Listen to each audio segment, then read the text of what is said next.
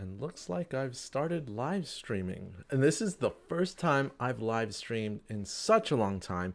And it's even a longer time since I actually was streaming on my YouTube channel, anything, or uploaded a video. It's actually been like 3 weeks. Welcome to my channel, Magnus, coming at you live this time. And today we're going to talk about the Canon R1, a camera that has been speculated over for a very long time, but there's been no talk from Canon as to when this camera is coming out. In fact, the Canon R5 Mark II has been discussed before even the Canon R1 has been mentioned. So stick around and we'll talk about that and what I think the specs will be, and we're going to base it off of comparing it with a lot of Canon's recently released cameras. So as usual, please subscribe if you enjoy this type of content. Now, before we get started, I did want to kind of let everyone know, where have I been all this time? Well, nowhere. I've been here. I've honestly just been having a good time working, using my trusty Canon R5, as well as a couple of other cameras that I have in the background over there. And some actually are still in the bags because I've got so many shoots planned. That's kind of what I've been doing recently. I'll give you an example. There was a concert that I filmed this past weekend featuring an artist that I'm very good friends with, have collaborated on many times. She has her own YouTube channel. Her name's Sophia Angelica, and this is some footage that I took with the Canon R5 this past weekend of her performance, and she did a wonderful job, which was pretty cool. And filming with that camera, of course, oversampled 4K, 8K RAW on some occasions, and I have no issues doing that. Now, working and collaborating with Sophia in particular has been very interesting because it gives me a lot of creative opportunities to use Canon cameras, such as the Canon R5, in really unique ways that I have not really ventured in too much. And when I do venture in to those avenues, I really get to push the cameras to the limits when I get the opportunity, such as this footage that I'm about to show you right now, filmed with the Canon R5 in 8K, little preview of one of her upcoming music videos. And in the background, you can see like my sister there and the artist as well, and a couple of workers with me. But the look and style of this footage off of the Canon R5 still amazes me to this day. So this is some stuff that I absolutely love when it comes to filming, and is absolutely just fantastic to be able to do with these cameras that we're talking about today. And that's why it's important to understand what you're working with and know that when you actually purchase any camera, no matter what it is, and the footage that you saw was recorded off of a camera that was released it's gonna be its third year. So it's a little old already. It's starting to get old, and the replacement camera is actually going to be hopefully announced and released soon. But you can see that you can still get great footage even off of older cameras, and you shouldn't have a problem as long as you know what you're doing. So special thanks to Sophia Angelica. You could check out her YouTube channel, which I left the link down below. And of course, she released an album, actually, #Angelicas, on Spotify, which you can listen to anytime you want.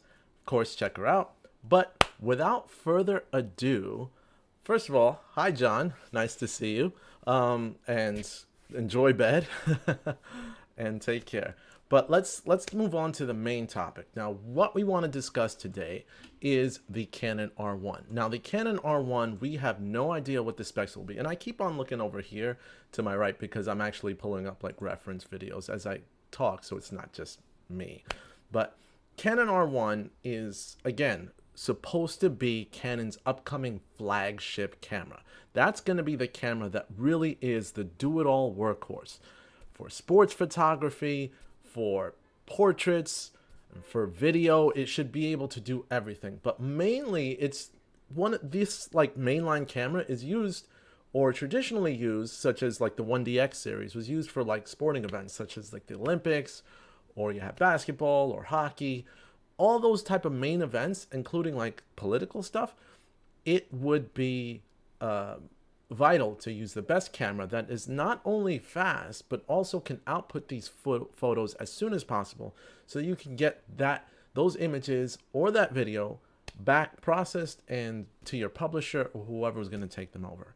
Now, Canon has a large lineup of cameras from the R3, R5, R6, R7, R8, and R10. So many Rs. And of course, that's without mentioning the original Canon EOS R, which was Canon's first mirrorless camera off of the R series, and then the RP, which is their lower end, more affordable full frame camera. But let's go over video specs in particular, because that's what I specialize in, the video specs. And the video specs of the Canon R1 are unknown. But what I'm going to do today, like I mentioned, we're going to call out all of the video specs that are going to be released in this camera if patterns serve correctly, and I'm going to be a little aggressive with some of the features. And I can't mention everything.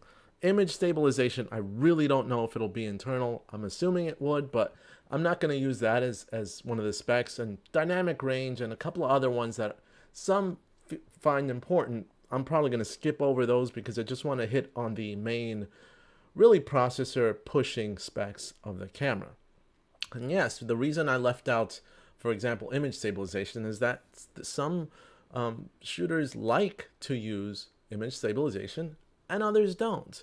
Me in particular, I can find that the Canon R5 image stabilization comes in handy with some footage, and other times the image stabilization in the camera is unfortunately not useful and it just doesn't look right. I'm showing footage of the Canon R8 as we're talking, but image stabilization isn't always necessary to get the job done, and I'm not going to speculate on what they're actually going to do, but we'll be checking it out. So we're going to go over the specs one by one and why I think the R1 is going to have these specs. Now, let's start with the megapixels. This has been talked about and speculated over frequently over many different channels. So it's kind of almost like well known what we expect Canon to do, which is a high megapixel camera. The Canon R3, for example, was 24 megapixels. The R6 Mark II, 24.2 megapixels. The R8, 24.2 megapixels. The differentiating camera was really the R7 with 32 megapixels. And I'm not mentioning the R10 because that's a little bit lower end. But the king of megapixels as far as that lineup of cameras that I've mentioned is the R5 with 45 megapixels. Now, traditionally, the 1DX series has always been lower megapixel than the 5D series. So 5D series was really higher megapixels. It was better for portraits and actually for landscapes if you think about it because of its high megapixels in the actual camera. But I think the R1 is going to go in the opposite direction because of Canon's ability to really push the sensor as much as possible and push out the data as fast as possible.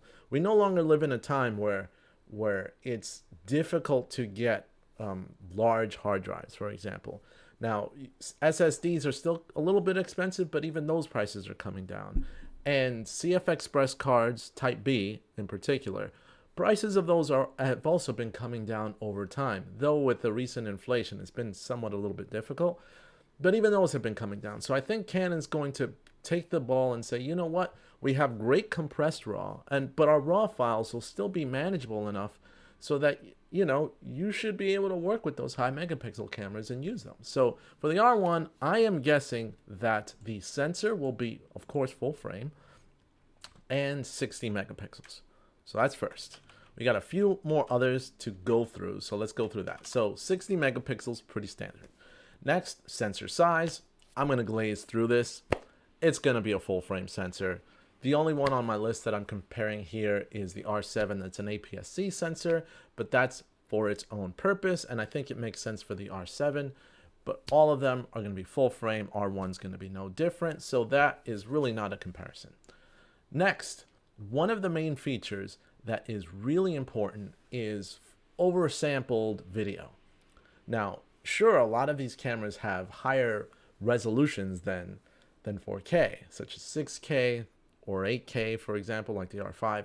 But oversampled 4K, for those that do not want to actually film higher resolution than 4K, but really want the sharpest resolution, the sharpest looking footage in the 4K resolution, you've got pretty much something to look forward to. But what happens when you have a higher megapixel camera is that it's so processor intensive and creates a lot of heat that developers and engineers will look to imply something like, or input in the camera like line skipping or certain other tricks, pixel binning, for example, that kind of degrade the footage a little bit from a really good sharp looking 4K, but it still gives you 4K using that higher megapixel sensor.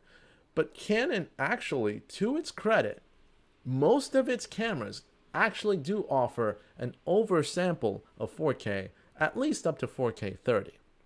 Now the R3 can oversample its 4K up to 60 frames per second from its 6K sensor, which is great. The R5 can do up to 30 frames per second oversampled 8K footage. So again, and at first it's kind of suffered from overheating, but after a few firmware updates, that's been completely cleaned. So again, oversampled from 8K, great. R6 Mark II oversamples from the 6K sensor that the R6 Mark II has, and it does it up to 60 frames per second. So that's even better than what the R5 could handle, because at 60 frames per second, the R5's either doing pixel binning or line skipping, not really sure. But it still at least does oversampled 6K footage. The R7 does oversampled from 7K with no overheating. So from that standpoint, you've got to see that it's something that really Canon wants to push, the oversampled high resolution, high detailed images in its 4K. The R8 oversamples from 6K. So none of these really have a problem with oversampling. Now, I know that the A7S III, for example, actually, preferred to oversample from, not oversample, but really not oversample at all. It just takes the actual resolution of the camera and just applies that. And it considers that good enough. But what will the R1 do? Now, what did I say? I predicted that the R1 would have a 60 megapixel sensor. And if it's a 60 megapixel sensor, that probably means that in order to oversample from the full frame, you're going to be oversampling 9K footage. I think the R1 will be an oversampling beast with 9K video downsampled to 4K. So that's a pretty aggressive assumption, but given Canon's pattern of oversampling its video, at least up to 60 frames per second, I believe it'll downsample from 9K to 4K. Okay, next up, overheating. Will the R1 overheat?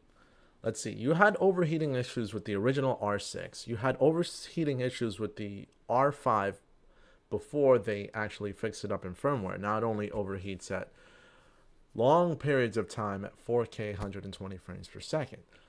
But overheating is a thing of the past, and with the predicted larger body of the Canon R1, it's really not going to be a factor. So I would say, will the R1 overheat at any of the video modes? No, not at all. Okay, max frame rate. Now, max frame rate is something that Canon's kind of been slow on. A lot of camera companies did 240 frames per second long before Canon decided to put 240 frames per second in their Canon R3. Now, most of the videos features in the other cameras do 120 frames per second in 1080p. But the R5, for example, was able to do that 4K at 120 frames per second, which is great. But other than cameras, R7, R8 maxed out at 60 frames per second in 4K, but pretty much kept it either a standard 120. I can't speak today. They either keep it a standard 120 frames per second, or they moved it up a notch to 180 frames per second. Now the Canon R3 did 240 frames per second in 1080. Now, what do I think that the R1 is going to do? I think it probably won't stretch the 1080 frames per second. It might keep it at 240, but This will be a camera that shoots 4K at 240 frames per second. So it's going to push the 4K fast frame rate even better and even higher than what you could get off of any camera. And they're going to tout that. Now, will it be line skipped? Not sure. Potentially, it might have to be. But if the sensor readout is going to be almost as fast, if not as fast as like a global shutter, then potentially you might be able to do something where it does downsample, but I really doubt it. I think it might be like a line skipped 240 frames per second in 4K, but even so, that would be incredible. And I do believe that if it does do 120 frames per second in 4K, it'll oversample it. And that's going to be amazing. Moving on. Yes, it's going to have Canon Log 3, but I think that the R1 will have increased dynamic range, and that will offer, finally, Canon Log 2 in the R1. So you'll have potentially up to 16 to 18 stops of dynamic range on the R1. That's just a guess. It's not really based off of any of the data here, but I do believe that it'll be enough to justify putting Canon Log 2 as a recording mode into the camera. Now, the Canon Log 3 was offered in the R5. Canon Log 3 was offered in the R3, and I believe that Canon Log 2 was not offered because there was no additional dynamic range benefit off of those sensors. But because of the Canon R1's boost in dynamic range that I'm predicting, you're going to see a use for Canon Log 2, and it's going to be in there. Now, recording limits. This is pretty straightforward. Is it going to have a recording limit? No. Canon's been on the kind of like track record of not putting in recording limits for any of their newer cameras. So recording limit on the R1? No. At least on the higher end cameras. I know that some of the cameras that were recently released did have a recording limit, which is unfortunate. I think the R10 might have one. But correct me if I'm wrong. Internal RAW? Now, the R6 Mark II has external RAW. A couple of these other cameras that were released do have external RAW, but I believe that Canon wants to continue to push internal RAW recording on their higher end cameras, such as the R5, the R3, and the R1. And the R1 is going to be a powerhouse because it's going to do internal RAW 9K, at least 9K, and it'll do a cropped 5K RAW. So you're going to have, even when you do cropped recording, a very high resolution RAW internally, which will be awesome. And it's going to have at least dual CF Express card slots. You're not going to see this camera with an SD card and a CF Express card slot like the R3 has. It's going to be dual CF Express Type B cards, and you're going to see 9K RAW. And that in itself is going to be absolutely amazing. You're going to need very high-end CF Express Type B cards to record this 9K. Maybe they might make everything record Canon RAW Lite for those 9K files just so that it can handle that type of speed, because it's going to be a lot of raw data to be pushed through. But yeah, 9K RAW and 5K RAW off of the Canon R1 is what I'm predicting. And then the max video resolution, you had the R3 with 6K, you had R5 with 8K, you had R6 with 4K, from R7 with 4K, R8 with 4K. All these cameras, video resolution, they've really stuck to 4K unless they could do internal RAW, and then they kind of bump it up a little bit. You're going to see the R1 record internal 9K. It's not going to do 12K like the Blackmagic cinema cameras, but it will do 4K. So, I mean, it will do 4K and it'll do 9K. So that's going to be exciting, that you're going to have a little bit more to play with than even the R5. And then finally, the last thing is price. Now, price-wise, at least right now, you got the most expensive option in Canon right now with the R3, and that's around $5,600. You've got the R5 at around $3,500. You've got the R6 Mark II at $2,500. R7 and R8 tied at $1,500. All really varying price points depending on the features and what you get out of them. And really the R5 and the R3 really do have the best video features, and of course photography features as well, in the entire lineup, which is why those cameras are above $3,000. Now the R1 is going to be king of the hill, king of the mountain when it comes to everything, and that's what the delay is about. And that camera price, my prediction, and I think others have said this before too, the camera is going to be $64.99 at least, if not more. But I'm predicting that at the very least the R1 will be $64.99. When will it be announced? Who knows? I don't know. But the only thing I do know is it's going to empty your pockets pretty heftily if you really want this camera. But with those features that I've mentioned, I think that it becomes very enticing and very, salivating to get, especially if you want those real higher end frame rates, that increased dynamic range, no overheating, and internal RAW with so many different resolution options. I think this would be a beast of a camera. And because of the traditionally bigger battery life of those flagship Canon cameras, I think for video it's going to be incredible. You're just not going to run out. You'll be able to shoot all day if you need to. So I'm going to read a couple of comments before I end this live stream. So Yasser Salim, excuse me if I pronounce your name incorrectly, I'm sorry. I wish I can get the Samsung comes back to making mirrorless cameras. I need an article saying Samsung is bringing their Android power mirrorless cameras with 108 megapixels. That would be amazing. Now, as you know, I work for Samsung Electronics, and I have for a very long time. And I will say that, at least from my personal opinion, this is not influenced by Samsung whatsoever. They never left the camera industry. And Samsung is actually one of the leading manufacturers when it comes to cameras. They have so many cameras out there, but it's all on the phone. They've really focused their energy on developing and improving the phone cameras. And because of the penetration is so vast, and they're constantly working on improving the camera and video features of their phones with the cameras, with the multiple cameras. I've got the S22 right here. I'm in line for the S23, but even this S22, I've recorded incredible footage.